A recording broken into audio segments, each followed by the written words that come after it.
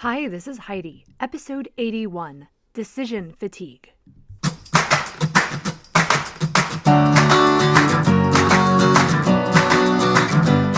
Life isn't a spectator sport. Success comes to those who show up every day with a pocket full of courage, grit, and a little sparkle.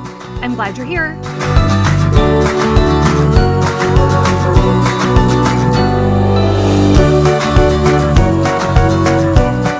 Hello. How are you, friends, family, listeners? I am writing this on Super Bowl Sunday during a snowstorm here in Boston. But I know some of you are listening in warmer, sunnier places. Thank you for being here wherever you are.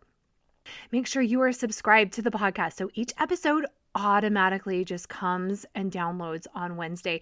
And please keep on rating, reviewing, and sharing. I am humbled each time someone tells me an area of their life that has changed because of something that they learn here and that they heard it at exactly the right time. I can't tell you how many times I hear that. I feel a wind beneath me. That is not my energy to share these tools with everyone.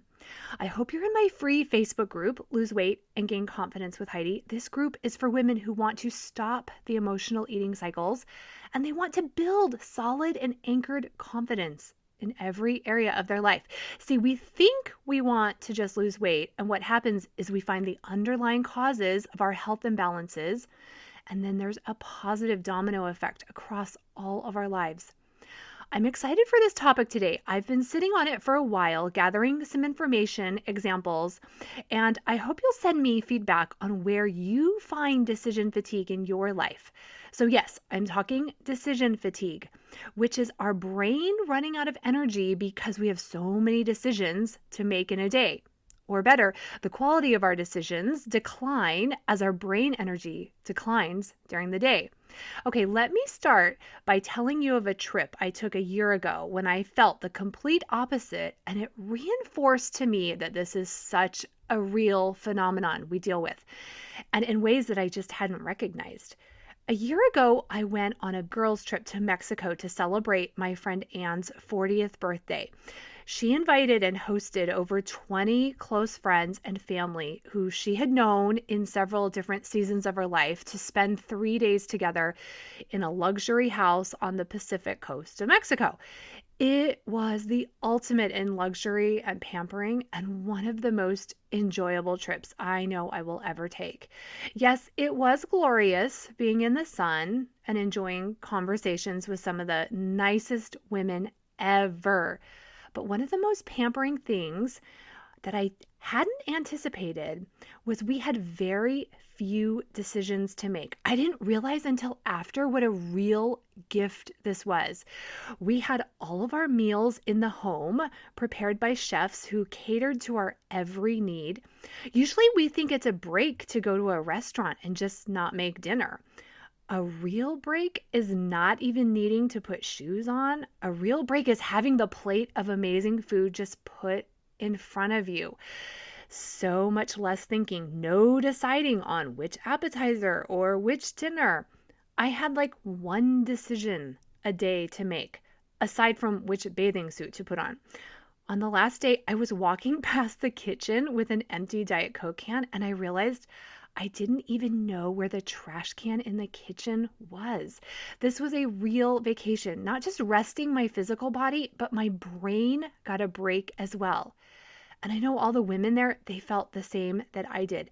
We're all the decision makers or decision gatekeepers of our family. There's always a lot of calculus going on in our heads about who will be happy or not happy with such. Who has to go where? When does this need to be renewed? Who is due for this dentist appointment? How can we schedule summer vacations to accommodate as many people as possible on top of the jobs we have, and on and on. Aside from physically relaxing on this trip and emotionally getting the boost I needed, I was amazed at the clear head I had from having so few decisions to make. My brain got a break too. I've never planned trips before with like that exact type of relaxing in mind, but now I plan to make that a priority as much as possible. Okay, so since our life isn't 100% a luxury villa in Mexico, and because our brain is actually something we do want to use, I want to talk about decision fatigue, where it creeps up, and I have several tips and tools to help you catch the mental energy depletion to avoid it. Decision fatigue is a pretty modern problem we have. In less modern decades and centuries, we had less options.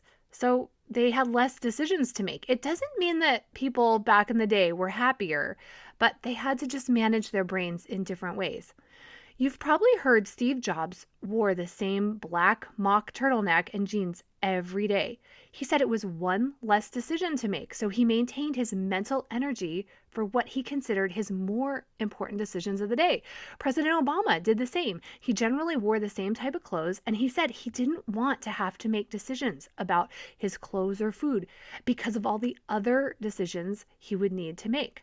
Now, if you're like me, I'm sure you can feel as the day wears on at night, our brain might just feel tired. I know if I haven't decided what I'm going to make for dinner, decided by 5 p.m., that's the worst time then for me to choose. And often I'll choose takeout, which is the least healthy option.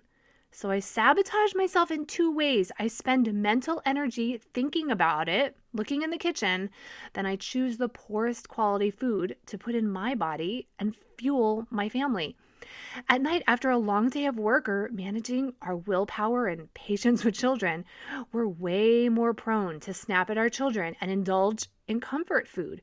We give in to urges because we've depleted willpower earlier in the day. At the grocery store, we spend a lot of time choosing between all the super amazing options that we have living in the 21st century. So when we get to the checkout counter, being physically and mentally fatigued, we're so much more likely to grab snacks and candy than we wouldn't have. We wouldn't have even considered putting them in our cart earlier in the shopping trip.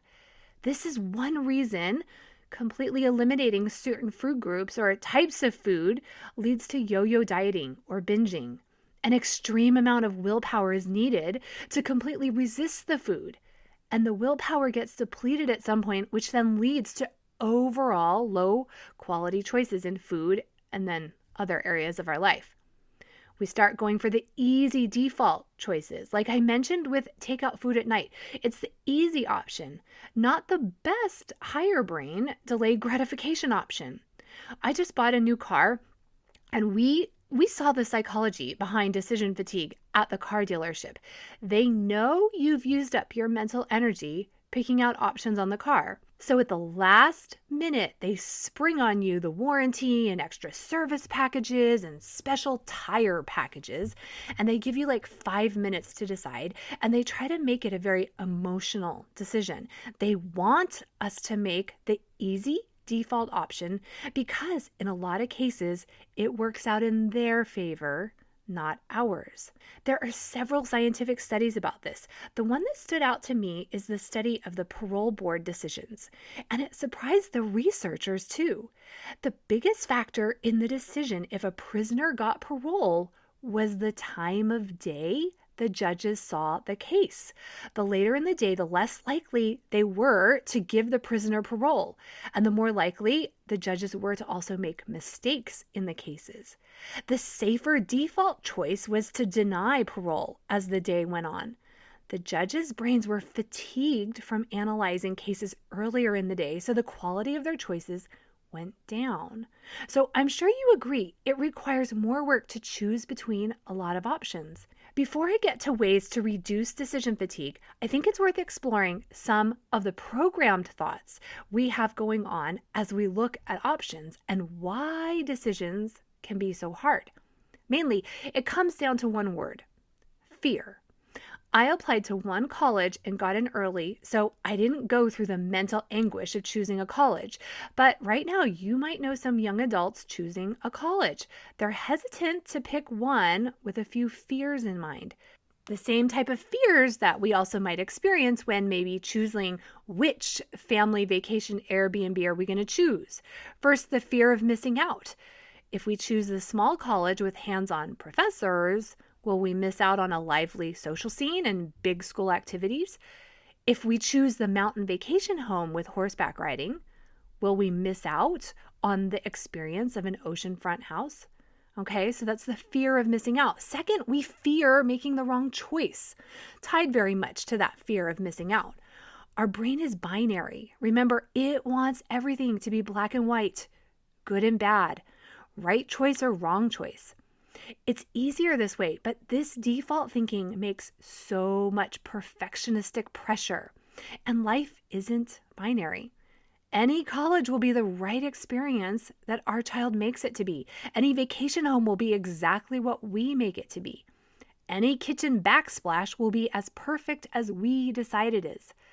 Will the kitchen cabinets go out of style in 5 years? Maybe, but us liking them is dependent on our perspective and our thoughts, not on the cabinets themselves. The last fear is the fear of some future emotion. I've seen people spend countless hours deciding on dates for events, hoping everyone can attend with the fear of future disappointment or sadness in mind. Underlying our fear of the wrong decision is the fear of our own self-judgment and self-criticism. I'm so dumb for choosing that carpet. Or just the overall fear of disappointment. We fear our own self-doubt and our own insecurities. So in a lot of cases, we just don't make decisions, which is a decision in itself. Okay, I've given lots of ways for you to see decision fatigue in your life. What do we do about it? How can we structure our life and our habits so we respect our mental energy and stack the cards in our favor to make decisions that are in our best long-term interest? First, recognize, which you probably have by now with the examples I've given you. Recognize where in your day, your week, your life you get bogged down or stuck because of too many choices. Do you circle your closet for 30 minutes each morning deciding what to wear? Is your meal schedule sapping your energy? Recognize it and also understand it's going to come in the smaller and insignificant parts of your life as well as the bigger significant areas. Second, be aware of where your decisions really matter and need your mental energy. And where can you make decisions ahead of time, like Steve Jobs and President Obama did with clothes? Plan a weekly menu ahead of time. Decide what every single dinner will be, even including takeout or whatever works. Lots of people like a break on Friday or Saturday night from cooking. Plan it. Decide the 2 or 3 healthy breakfasts that you want to have and always keep those few ingredients on hand all the time. Every Christmas, I'll find myself debating which Christmas card stamps to get.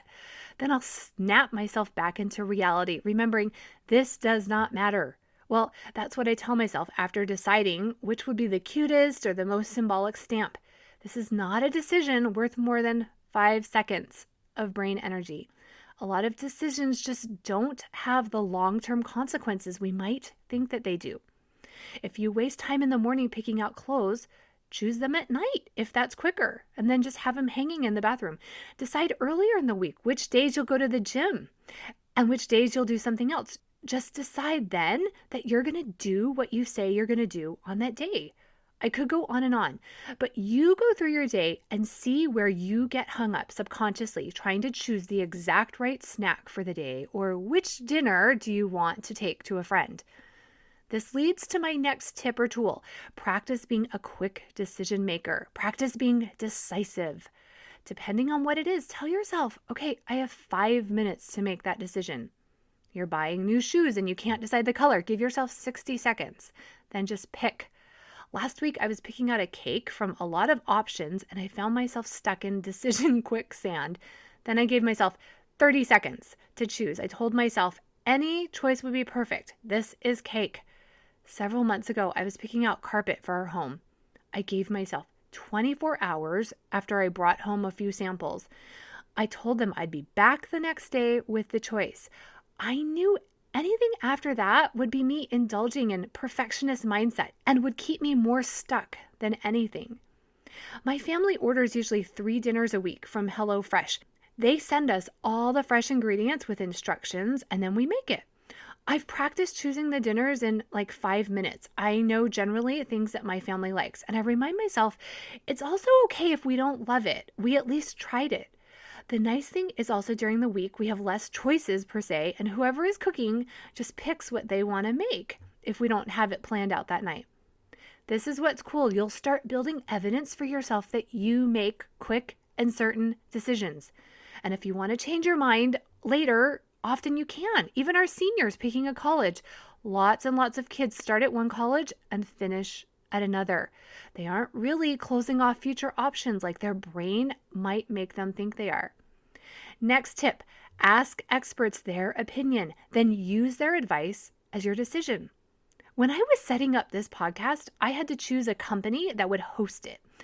I could have spent hours and hours researching online, but luckily I remembered a friend is a podcast producer. I sent her a quick message asking who she thought that I should use as a host.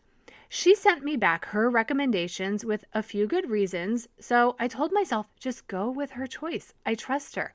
I just saved myself hours by asking a trusted expert. Right now, I'm trying to decide on a paint color for my bedroom.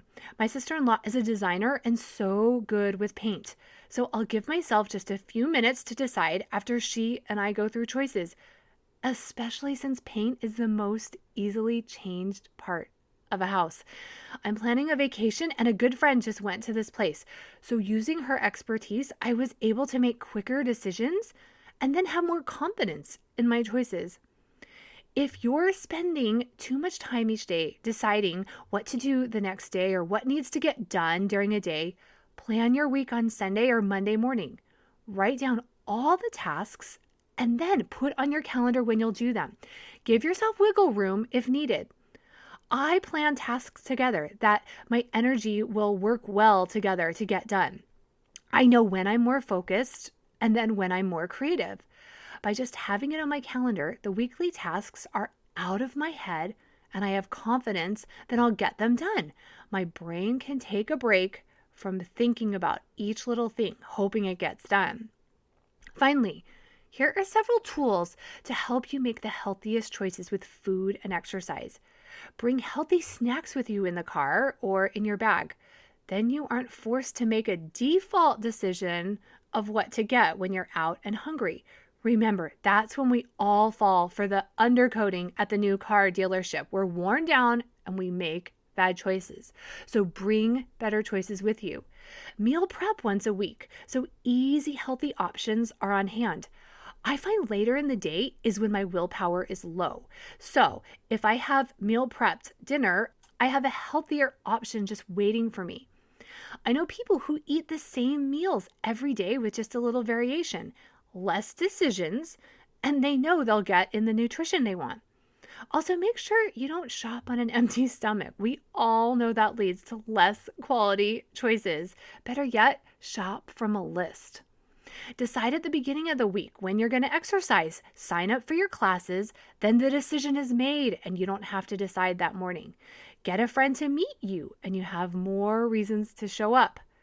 One mental side note, the most successful people who use their time wisely, they are okay making a bad choice from time to time. That doesn't get them down.